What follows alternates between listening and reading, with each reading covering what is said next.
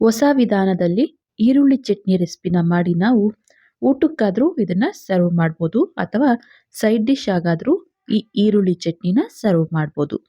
Hi hello ಎಲ್ಲರಿಗೂ ನಮಸ್ಕಾರ. ಜ್ಯೋತಿ ಪಾಕಶಾಲೆಗೆ ತಮ್ಮೆಲ್ಲರಿಗೂ ಸ್ವಾಗತ. ಹೊಸದಾಗಿ ನಮ್ಮ ಕುಕಿಂಗ್ ವಿಡಿಯೋಸ್ ನೋಡ್ತಿದ್ದಲ್ಲಿ ಪ್ಲೀಸ್ ಸಬ್ಸ್ಕ್ರೈಬ್ ಮಾಡ್ಕೊಳ್ಳಿ. ಈ ರೆಸಿಪಿ ಇಷ್ಟ ಆದಲ್ಲಿ ಒಂದು ಲೈಕ್ ಮಾಡಿ.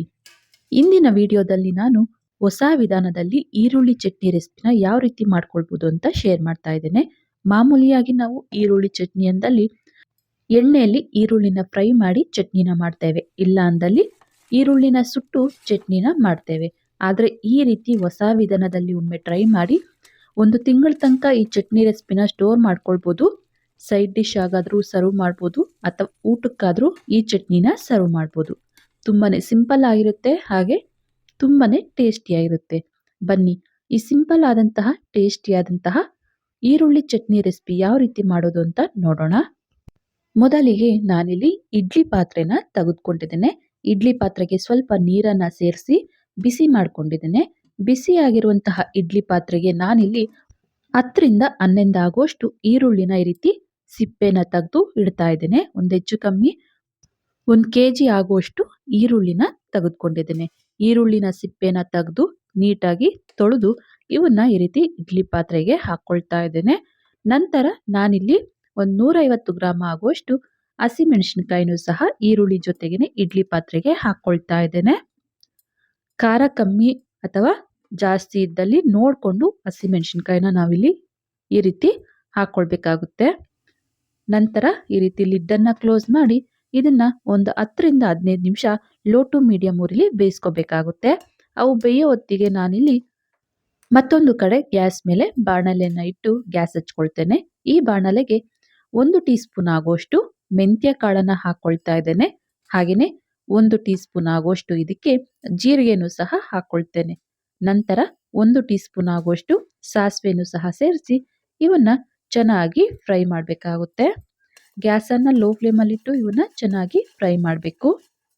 ನಾವಿಲ್ಲಿ ಈ ಈರುಳ್ಳಿ ಚಟ್ನಿ ರೆಸಿಪಿಗೆ ಹಸಿಮೆಣಸಿನಕಾಯಿನ ಬಳಸಿ ಮಾಡ್ತಾ ಇರೋದ್ರಿಂದ ಡಿಫ್ರೆಂಟ್ ಆಗಿ ಟೇಸ್ಟಿಯಾಗಿರುತ್ತೆ ಅಂತಲೇ ಹೇಳ್ಬೋದು. ಇವು ಫ್ರೈ ಆಗಿದ್ದಾವೆ. ಇವನ್ನ ಒಂದು ಬಟ್ಲಿಗೆ ತೆಗೆದುಕೊಂಡಿದ್ದೇನೆ. ಇವನ್ನ ಈಗ ಪೌಡರ್ ಮಾಡ್ಕೋಬೇಕಾಗುತ್ತೆ. ಸ್ವಲ್ಪ ಕ್ವಾಂಟಿಟಿನೇ ಇರೋದ್ರಿಂದ ನಾನಿಲ್ಲಿ ಕುಟ್ಟಣಿಗೆಗೆ ಇವನ್ನ ಹಾಕಿ ಕುಟ್ಟಿ ಪುಡಿ ಮಾಡ್ಕೊಳ್ತೇನೆ. ಜಾಸ್ತಿ ಕ್ವಾಂಟಿಟಿ ಇತ್ತು ಅಂದಲ್ಲಿ ಚಿಕ್ಕ ಮಿಕ್ಸಿ ಜಾರಿಗೆ ಸೇರಿಸಿ ಪುಡಿನ ಮಾಡ್ಕೋಬೇಕಾಗುತ್ತೆ. ನಂತರ ನಾನಿಲ್ಲಿ ತೋರಿಸ್ತಾ ಇದ್ದೇನೆ, ನೋಡ್ಬೋದು. ಒಂದು 15 ನಿಮಿಷ ಇವನ್ನ ಬೇಯಿಸಿದ್ದೆ. ಚೆನ್ನಾಗಿ ಈರುಳ್ಳಿ ಹಾಗೂ ಹಸಿಮೆಣಸಿನಕಾಯಿ ಬೆಂದಿದ್ದಾವೆ. ಇವನ್ನ ಫುಲ್ ತಣ್ಣಗಾಗ್ಲಿಕ್ಕೆ ಬಿಡಬೇಕಾಗುತ್ತೆ. ಈರುಳ್ಳಿ ಚೆನ್ನಾಗಿ ತಣ್ಣಗಾದ ನಂತರ ನಾನಿಲ್ಲಿ ಮಿಕ್ಸಿ ಜಾರಿಗೆ ಹಾಕೊಳ್ತಾ ಇದ್ದೇನೆ. ಜಾಸ್ತಿ ಕ್ವಾಂಟಿಟಿ ಇರೋದ್ರಿಂದ ಒಂದು ಅರ್ಧ ಭಾಗದಷ್ಟು ಈರುಳ್ಳಿನ ಸೇರಿಸಿ ಇದನ್ನ ತರಿಯಾಗಿ ರುಬ್ಕೋಬೇಕಾಗುತ್ತೆ. ಈ ಈರುಳ್ಳಿನ ಜಾಸ್ತಿ ಪೇಸ್ಟ್ ತರ ರುಬ್ಬದೇನೆ ಸ್ವಲ್ಪ ತರಿಯಾಗಿ ಇರೋ ರೀತಿ ರುಬ್ಕೋಬೇಕಾಗುತ್ತೆ. ನೋಡಿ, ಈ ಹದಕ್ಕೆ ರುಬ್ಬಿರುವಂತಹ ಈ ಈರುಳ್ಳಿ ಪೇಸ್ಟ್ ಅನ್ನ ನಾನಿಲ್ಲಿ ಒಂದು ಬಟ್ಲಿಗೆ ಸಪರೇಟ್ ಆಗಿ ತೆಗೆದುಕೊಳ್ತಾ ಇದ್ದೇನೆ. ನಂತರ ಅದೇ ಮಿಕ್ಸಿ ಜಾರಿಗೆ ಉಳಿದಿರುವಂತಹ ಈರುಳ್ಳಿನ ಸೇರಿಸಿ ನಂತರ ಈರುಳ್ಳಿ ಜೊತೆಗೆ ಬೇಯಿಸಿರುವಂತಹ ಹಸಿಮೆಣಸಿನಕಾಯಿನೂ ಸೇರಿಸಿ ಇದನ್ನ ಮತ್ತೆ ತರಿಯಾಗಿ ರುಬ್ಬಿ ತಗೋಬರ್ತೇನೆ. ನೋಡಿ, ಈ ರೀತಿಯಾಗಿ ತರಿಯಾಗಿ ರುಬ್ಬಬೇಕಾಗುತ್ತೆ. ನಂತರ ಇದನ್ನು ಸಹ ಈರುಳ್ಳಿ ತೆಗೆದುಕೊಂಡಿರುವಂತಹ ಬಟ್ಲಿಗೆನೆ ಹಾಕೊಳ್ತಾ ಇದ್ದೇನೆ.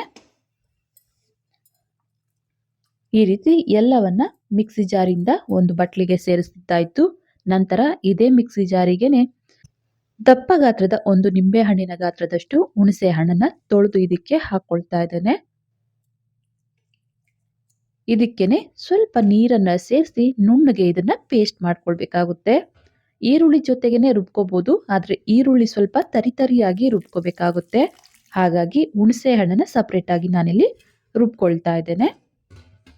ಇದನ್ನ ಆದಷ್ಟು ನುಣ್ಣಗೆ ರುಬ್ಕೋಬೇಕಾಗುತ್ತೆ. ನೋಡಿ, ಹುಣಸೆ ಹಣ್ಣನ್ನ ಈ ರೀತಿ ನುಣ್ಣಗೆ ರುಬ್ಬಿದ್ದಾಯ್ತು. ಈಗ ಇದನ್ನ ಸೈಡ್ಗೆ ತೆಗೆದಿಡ್ತೇನೆ. ನಂತರ ಚಟ್ನಿ ಒಗ್ಗರಣೆಗೆ ಅಂತ ಗ್ಯಾಸ್ ಮೇಲೆ ಬಾಣಲೆನ ಇಟ್ಟು ಗ್ಯಾಸ್ ಹಚ್ಕೊಳ್ತೇನೆ. ಈ ಬಾಣಲೆಗೆ ಸ್ವಲ್ಪ ಎಣ್ಣೆನ ಹಾಕೊಳ್ತೇನೆ. ಎಣ್ಣೆ ಲೈಟ್ ಆಗಿ ಬಿಸಿಯಾಗಿದ್ದೇನೆ. ಇದಕ್ಕೆ ಸ್ವಲ್ಪ ಸಾಸಿವೆ,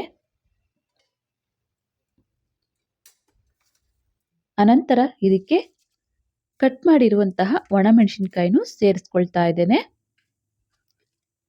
ಒಂದು 5ರಿಂದ 6 ಆಗುವಷ್ಟು ಒಣಮೆಣಸಿನ್ಕಾಯಿನ ಮುರಿದು ಸೇರಿಸ್ಕೊಳ್ತೇನೆ. ನಂತರ ಒಂದೆರಡು ಗಡ್ಡೆ ಆಗುವಷ್ಟು ಬೆಳ್ಳುಳ್ಳಿನ ಕುಟ್ಟಿ ಇದಕ್ಕೆ ಸೇರಿಸ್ಕೊಳ್ತೇನೆ. ಹಾಗೆಯೇ ಸ್ವಲ್ಪ ಕರಿಬೇವನ್ನು ಸೇರಿಸಿ ಈ ಬೆಳ್ಳುಳ್ಳಿ ಲೈಟಾಗಿ ಕಲರ್ ಚೇಂಜ್ ಆಗೋವರೆಗೂ ಇವನ್ನ ಫ್ರೈ ಮಾಡ್ಕೋಬೇಕಾಗುತ್ತೆ. ಈ ಬೆಳ್ಳುಳ್ಳಿ ಲೈಟಾಗಿ ಕಲರ್ ಚೇಂಜ್ ಆಗಬೇಕು, ಅಲ್ಲಿವರೆಗೂ ಫ್ರೈ ಮಾಡಿದ್ದಾಯಿತು. ಈಗ ಇದಕ್ಕೆ ರುಬ್ಬಿರುವಂತಹ ಈರುಳ್ಳಿ ಹಾಗೂ ಹಸಿಮೆಣಸಿನ್ಕಾಯಿ ಪೇಸ್ಟನ್ನು ಇದಕ್ಕೆ ಹಾಕ್ಕೊಳ್ತಾ ಇದ್ದೇನೆ. ಒಮ್ಮೆ ಇದನ್ನ ಮಿಕ್ಸ್ ಮಾಡಿ ನಂತರ ರುಬ್ಬಿರುವಂತಹ ಹುಣಸೆ ಹಣ್ಣಿನ ಮಿಶ್ರಣನೂ ಇದಕ್ಕೆ ಹಾಕ್ಕೊಳ್ತಾ ಇದ್ದೇನೆ. ಹುಣಸೆ ಹುಳಿನೂ ಸೇರಿಸಿ ಚೆನ್ನಾಗಿ ಇದನ್ನ ಮಿಕ್ಸ್ ಮಾಡ್ಕೊಳ್ತಾ ಚೆನ್ನಾಗಿ ಇದನ್ನ ಈರುಳ್ಳಿ ಪೇಸ್ಟನ್ನು ಬೇಯಿಸಬೇಕಾಗುತ್ತೆ. ಒಗ್ಗರಣೆ ಈರುಳ್ಳಿ ಪೇಸ್ಟ್ ಎಲ್ಲ ಮಿಕ್ಸ್ ಆಗೋ ರೀತಿ ಮಿಕ್ಸ್ ಮಾಡಿ ಇದನ್ನ ಚೆನ್ನಾಗಿ ಕುದಿಸ್ಕೊಳ್ಬೇಕಾಗುತ್ತೆ. ನೋಡ್ಬೋದು ಸೈಡಲ್ಲೆಲ್ಲ ಎಣ್ಣೆ ಬಿಟ್ಕೊಂಡಿದೆ. ಈ ಹದಕ್ಕೆ ಕುದಿಸಿದ ನಂತರ ಇದಕ್ಕೆ ರುಚಿಗೆ ತಕ್ಕಷ್ಟು ಉಪ್ಪನ್ನು ಈಗ ಸೇರಿಸ್ಕೊಳ್ತಾ ಇದ್ದೇನೆ. ನಂತರ ಇದಕ್ಕೆ ಒಂದು 1/4 ಟೀ ಸ್ಪೂನ್ ಆಗುವಷ್ಟು ಅರಿಶಿನ, ಹಾಗೆಯೇ 1 ಟೀ ಸ್ಪೂನ್ ಆಗುವಷ್ಟು ಇದಕ್ಕೆ ಅಚ್ಕಾರದ ಪುಡಿ ಅಂದರೆ ಒಣಮೆಣಸಿನ್ಕಾಯಿ ಪುಡಿನ ಸೇರಿಸ್ಕೊಳ್ತಾ ಇದ್ದೇನೆ. ನಂತರ ನಾವು ಹುರಿದು ಪುಡಿ ಮಾಡಿರುವಂತಹ ಜೀರಿಗೆ, ಮೆಂತ್ಯ, ಸಾಸಿವೆ ಮಿಶ್ರಣನೂ ಸಹ ಇದಕ್ಕೆ ಸೇರಿಸಿ ಈಗ ಇದನ್ನು ಚೆನ್ನಾಗಿ ಮಿಕ್ಸ್ ಮಾಡ್ಕೊಳ್ಳೋಣ. ಇನ್ನು ಯಾರೆಲ್ಲ ಸಬ್ಸ್ಕ್ರೈಬ್ ಮಾಡ್ಕೊಳ್ದೆ ವಿಡಿಯೋ ನೋಡ್ತಿದ್ದಲ್ಲಿ ಪ್ಲೀಸ್ ಸಬ್ಸ್ಕ್ರೈಬ್ ಮಾಡ್ಕೊಳ್ಳಿ. ಬೆಲ್ ಐಕಾನ್ ಮೇಲೆ ಕ್ಲಿಕ್ ಮಾಡಿ ಆಲ್ ಅನ್ನೋ ಆಪ್ಷನ್ನ ಆನ್ ಮಾಡ್ಕೊಳ್ಳಿ. ನಾನು ಯಾವುದೇ ಹೊಸ ವಿಡಿಯೋ ಅಪ್ಲೋಡ್ ಮಾಡಿದ್ರೂ ನಿಮಗೆ ನೋಟಿಫಿಕೇಶನ್ ಬರುತ್ತೆ. ಚೆನ್ನಾಗಿ ಮಿಕ್ಸ್ ಮಾಡಿದ ನಂತರ ಇದನ್ನು ಕುದಿಲಿಕ್ಕೆ ಬಿಡಬೇಕಾಗುತ್ತೆ. ಒಂದು 2ರಿಂದ 3 ನಿಮಿಷ ಲೋ ಫ್ಲೇಮಲ್ಲೇ ಈ ಚಟ್ನಿನ ಚೆನ್ನಾಗಿ ಬೇಯಿಸ್ಕೊಳ್ಬೇಕು.